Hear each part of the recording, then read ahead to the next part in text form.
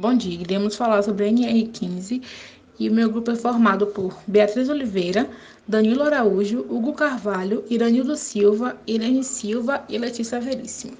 Bom, a norma regulamentadora 15 foi criada em 8 de junho de 1978 pela portaria MTB número 3.214, que estabelece as atividades e operações que devem ser consideradas insalubres, gerando direito ao adicional de insalubridade ao trabalhador, de forma a regulamentar os artigos 189 a 196 da CLT.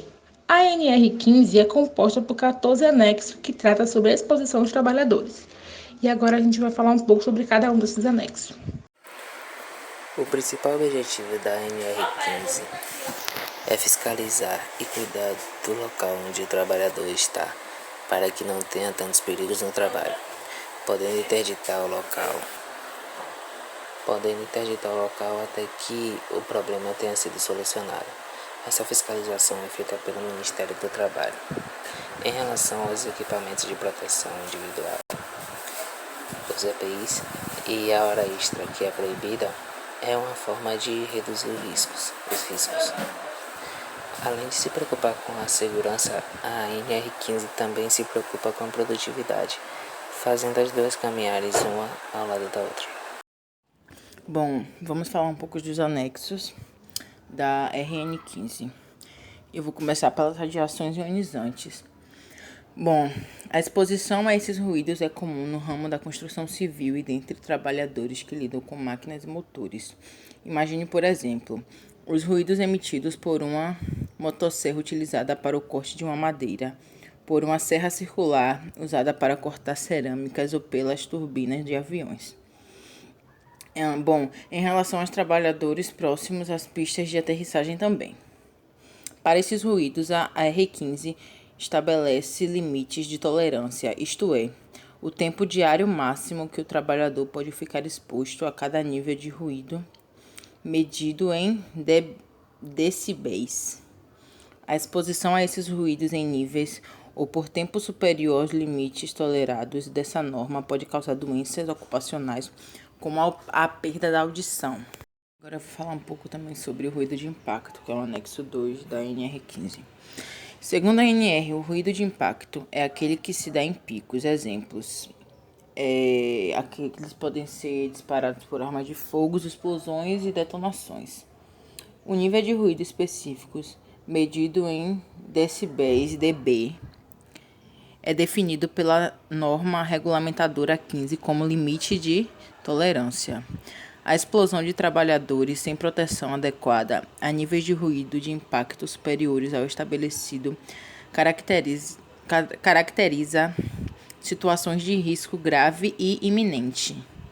Nesse caso, a RN15 prevê que o auditor fiscal do trabalho, AFT, deve agir interditando o estabelecimento, a máquina e o equipamento ou embalagem da obra, de acordo com a situação. Agora eu vou falar um pouco do anexo 3, que é o calor.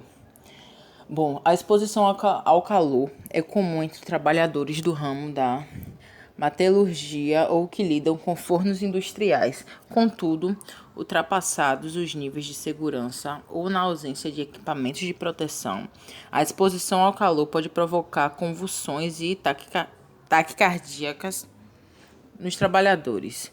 Por isso, a NR15 estabelece limites de tolerância a serem observados. Os níveis aceitados de exposição ao calor, definidos em graus centígrados pela norma, variam de acordo com diversos fatores, dentre eles o local de descanso do trabalhador, se ocorrer no próprio ambiente de trabalho ou em outro lugar, a atividade realizada pelo trabalhador e o tempo de exposição ao calor.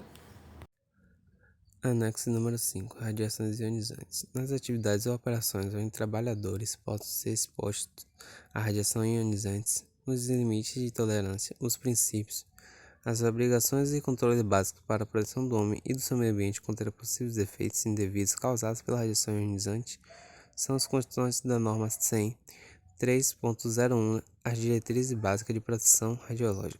Anexo número 6 Trabalho sob condições hiperbáricas. Trabalhos sob o ar comprimido são os efetuados em ambientes onde o trabalhador é obrigado a suportar pressões maiores que atmosféricas e onde se exige cuidadosamente descompressão de acordo com as tabelas. Anexo número 7 Radiações não ionizantes. Para os efeitos dessa norma, são radiações não ionizantes as de micro-ondas, ultravioletas e laser.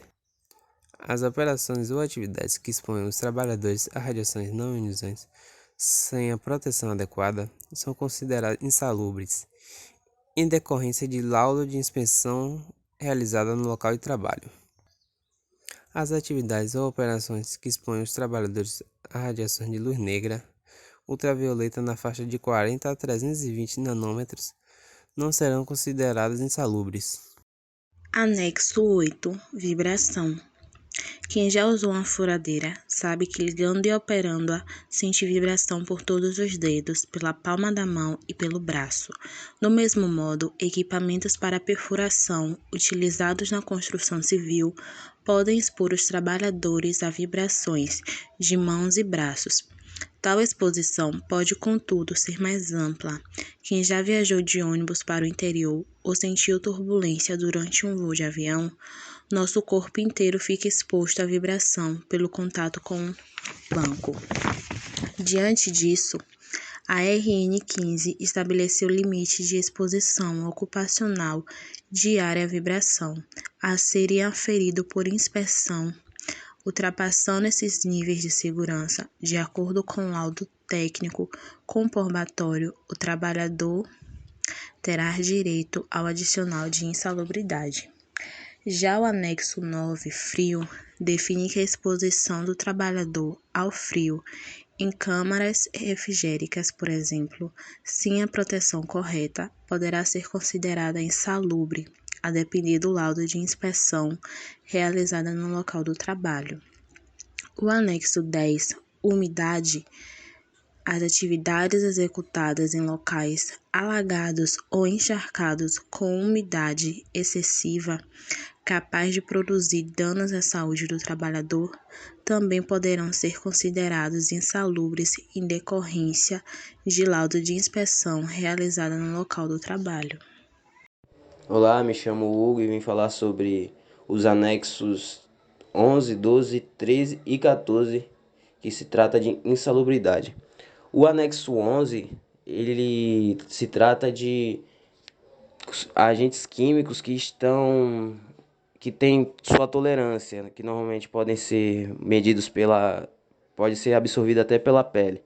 Exemplos como o cloro, se ele passar do limite de tolerância, ele tem um adicional dos 40%. A acetona, se você for passar do grau de tolerância, tem um adicional de 10%. Também temos o anexo 12, que já se trata de substâncias químicas específicas, como o asbeno, o asbesta, o magnésio e seus compostos, a cítrica livre cristalizada, conhecida como quartzo. E esses agentes químicos, eles podem ser, em alto grau, são asfixiadores. E já não passa a ser mais insalubridade, e sim perigo iminente.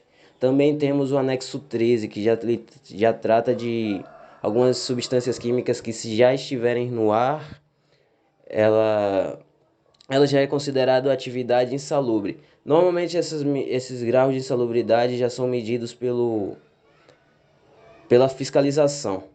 E esses agentes químicos que eu citei, eles são extremamente perigosos. Exemplos: o chumbo, o fósforo, o cromo e outros. E é isso. E também agora temos o anexo 14, que já se trata de agentes biológicos.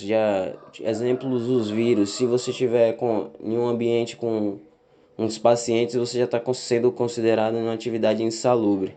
Já pode ser adicionado o seu adicional.